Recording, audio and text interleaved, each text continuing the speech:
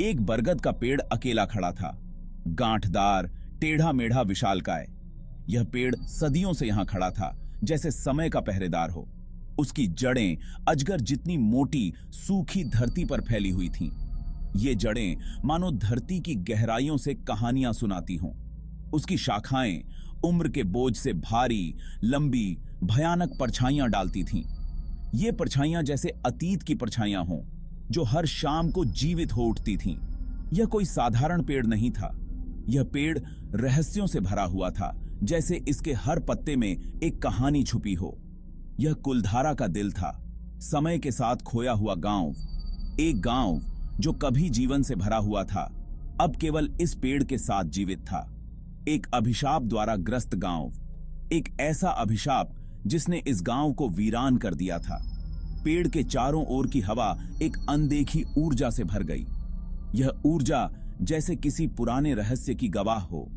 पक्षी उसकी छाया से बचते थे, जानवर दूर चले गए। यह पेड़ जैसे एक अदृश्य शक्ति का केंद्र था। ऐसा लग रहा था जैसे सूरज की रोशनी भी उसकी छाल को छूने से हिचकिचा रही हो। यह पेड़ जैसे अंधेरे और रोशनी के बीच की सीमा हो। स्थानीय लोग पेड़ के किस्से फुसफुसाते थे। उनकी कहानियां इस पेड़ के चारों ओर घूमती थीं। हवा में फुसफुसाहट और परछाइयों की कहानियां जो अपने आप चलती थीं। यह पेड़ जैसे एक जीवित किंवदंती था, जो हर गुजरते पल के साथ और भी रहस्यमय होता जा रहा था। कुलधारा, जो कभी एक समृद्ध गांव था, अब खंडहर में पड़ा है। खाली घर बेरहम रेगिस्तानी धूप के नीचे ढह गए। गलियां, जो कभी जीवन से गुलजार रहती थीं, भयानक रूप से खामोश थीं। केवल हवा के कारण सन्नाटा टूटता था। खाली द्वारों और टूटी खिड़कियों से सीटी बजती थी। कहते हैं कि रातों रात ग्रामीण गायब हो गए, अपने घरों, अपने सामानों, अपने जीवन को पीछे छोड़कर। बचा तो बस फुसफुसाहट थी, एक अभिशाप की फुसफुसाहट।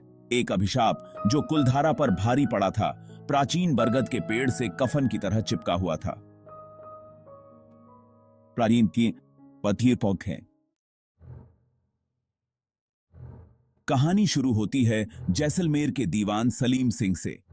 लालच और हवस से प्रेरित एक क्रूर व्यक्ति। उसकी नजर गांव के मुखिया की बेटी अंजलि पर पड़ी।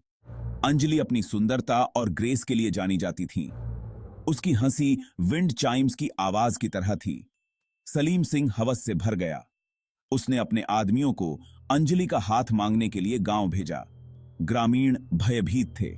वे दीवान की क्रूरता के बारे में जानते थे। उन्होंने उससे विनती की, लेकिन उनकी विनती अनसुनी हो गई। अंजलि ने झुकने से इनकार कर दिया। वह किसी अत्याचारी की हवस का शिकार नहीं बनेगी। उसने ग्रामीणों को बरगद के पेड़ के नीचे इकट्ठा किया। वही पेड़ जो पीढ़ियों से उनके सुख दुख का गवाह बना रहा था। आंखों में आंसू लिए उसने अपनी प्रजा की रक्षा करने की कसम खाई। उस रात चांद की धुंधली रोशनी में अंजलि बरगद के पेड़ पर चढ़ गई। उसने अपनी पसंद बना ली थी। वह बेइज्जती से मरना पसंद करेगी। और जैसे ही वह कूदी, उसके होठों से खून जमा देने वाली चीख निकली। एक चीख जो पूरे गांव में गूंज उठी। दीवान और उसकी हर चीज पर एक अभिशाप। भाग 5। पलायन की रात। ग्रामीणों में दहशत फैल गई थी। वे अंजलि के श्राप से बहुत डरते थे। वे जानते थे कि उन्हें जल्द ही जाना होगा। उसी रात अंधेरे की आड़ में ग्रामीणों ने कुलधारा छोड़ दिया। उन्होंने अपने घर, अपने खेत, अपनी सब कुछ छोड़ दिया जो उन्हें प्रिय था। उन्होंने कभी वापस न आने की कसम खाई थी। जैसे ही सुनसान गांव में भोर हुई, केवल बरगद का पेड़ ही रह गया। एक भयानक रहस्य की रखवाली करता एक मूक प्रहरी। अभिशाप अपना असर दिखाने लगा था। भाग 6। हवा में फुसफुसाहट। साल दशकों में बदल गए, दशक सदियों में। कुलधारा निर्जन रहा, समय के साथ जमा हुआ एक भूतिया गांव। लेकिन अंजलि की कहानी जीवित रही। पीढ़ी दर पीढ़ी फुसफुसाया। कुछ लोगों ने इसे एक कहानी कहकर खारिज कर दिया। दूसरों ने माना। वे रात में गांव में अजीब रोशनी की बात करते थे, हवा में तैरती बेजुबान आवाजों की, देखे जाने की, अप्राप्य होने की भावना की। उन्होंने कहा कि बरगद का पेड़ अभिशाप का केंद्र था और इसकी गांठदार शाखाओं के भीतर अंजलि की आत्मा अभी भी बनी हुई है, प्रतीक्षा कर रही, देख रही। भाग 7। एक साहसिक कार्य। पूर्णिमा की एक रात दोस्तों के एक समूह ने कुलधारा जाने का फैसला किया। वे युवा और जिज्ञासु थे जो शापित गांव की कथा से आकर्षित थे। टॉर्च और बहादुरी से लैस होकर वे गांव में दाखिल हुए क्योंकि चांद ने लंबी भयानक परछाइयां डाली थीं। सन्नाटा घबरा देने वाला था। इसने उन पर दबाव डाला, भारी और घुटन भरी। वे गांव के बीच में पहुंचे और वहां यह खड़ा था, प्राचीन बरगद का पेड़, चांदनी आसमान के नीचे उसका सिलहूट।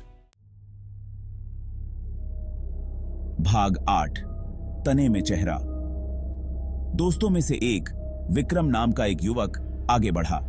वह पेड़ को छूना चाहता था, उसकी खुरदरी छाल को अपनी त्वचा से महसूस करना चाहता था। जैसे ही वह करीब आया, उसने कुछ अजीब देखा। पेड़ के तने पर एक पैटर्न। यह एक चेहरे जैसा दिखता था, एक महिला का चेहरा, एक मूक चीख में विकृत। विक्रम पीछे हट गया।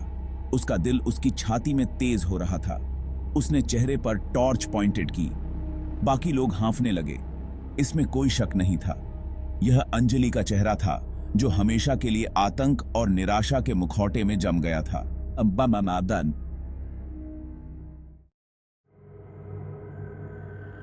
भाग 9। अभिशाप कायम है। यह कहानी एक ऐसे गांव की है जो सदियों से एक भयानक रहस्य को अपने भीतर समेटे हुए है। अचानक हवा तेज हो गई। ऐसा लगा जैसे प्रकृति भी इस रहस्य को उजागर करने के खिलाफ हो। उनके चारों ओर घूमता हुआ, उनके बालों को पीछे हटाता हुआ, उनके कपड़ों को खींचता हुआ। तापमान गिर गया। ठंड ने उनकी हड्डियों तक को कंपा दिया। हवा भारी हो गई, सांस लेना मुश्किल हो गया। हर सांस एक संघर्ष बन गई। और फिर उन्होंने उसे सुना, एक आवाज जो उनके दिलों को दहला देने वाली थी। एक धीमी कराह, हवा पर सवार। यह कराह जैसे उनकी आत्माओं को चीर रही थी। दोस्तों को 2 बार बताने की जरूरत नहीं थी। वे भागे। उनके दिलों में डर और आंखों में आतंक था। अपनी टांगों ने जितनी तेजी से भाग सके, वे उतनी ही तेजी से दौड़े। उनके कदमों की आवाज भी उनके डर को बयां कर रही थी। कराह उनका पीछा करती रही, तेज होती रही, करीब आती रही। ऐसा लगा जैसे वह आवाज उन्हें कभी नहीं छोड़ेगी। वे तब तक दौड़ना बंद नहीं किए जब तक वे कुलधारा से बहुत दूर नहीं हो गए। उनकी सांसें तेज हो रही थीं, लेकिन वे सुरक्षित महसूस कर रहे थे। शापित वृक्ष और उसके तने पर उकेरे गए चेहरे से बहुत दूर। लेकिन क्या वे वास्तव में उस अभिशाप से बच पाए थे? यह सवाल उनके मन में गूंज रहा था। भाग 10। कुलधारा आज कुलधारा वीरान है। यह गांव जो कभी जीवन और गतिविधियों से भरा हुआ था, अब एक खामोश और सुनसान जगह बन चुका है। स्थानीय लोगों द्वारा त्यागा गया और बाहरी लोगों द्वारा डरने वाला भूतिया गांव। यहां की गलियां अब केवल खंडहरों और सन्नाटे से भरी हैं। बरगद का पेड़ आज भी गांव के बीचों बीच खड़ा है। यह पेड़ जो कभी गांव वालों के लिए एक मिलन स्थल था, अब एक भयानक प्रतीक बन गया है। समय के साथ खोई हुई त्रासदी का मूक गवाह। इसकी जड़ें जो जमीन में गहराई तक फैली हैं, मानो गांव की दुखद कहानी को पकड़कर रखती हैं। कुछ लोग कहते हैं कि अंजलि का श्राप टूट गया है। वे मानते हैं कि अब यहां कोई भूतिया उपस्थिति नहीं है। दूसरों का मानना है कि यह अभी भी बना हुआ है, एक ऐसी उपस्थिति जो आपकी रीढ़ को कंपा देती है। वे कहते हैं कि रात के समय यहां अजीब आवाजें सुनाई देती हैं। लेकिन एक बात तो पक्की है, कुलधारा की कहानी एक भयावह याद दिलाती है। यह कहानी हमें बताती है कि कैसे लालच और हवस ने एक पूरे गांव को बर्बाद कर दिया। लालच, हवस और एक अपमानित महिला की एंड्यूरिंग शक्ति के परिणामों की याद दिलाने वाला। अंजलि का श्राप और उसकी पीड़ा आज भी यहां की हवाओं में गूंजती है। हवा आज भी कुलधारा के खंडहरों से होकर गुजरती है, अपने साथ एक त्रासदी की गूंज और अंजलि के श्राप की भयानक याद दिलाती है। यह गांव जो कभी खुशियों से भरा हुआ था, अब केवल एक भयानक कहानी का प्रतीक बनकर रह गया है।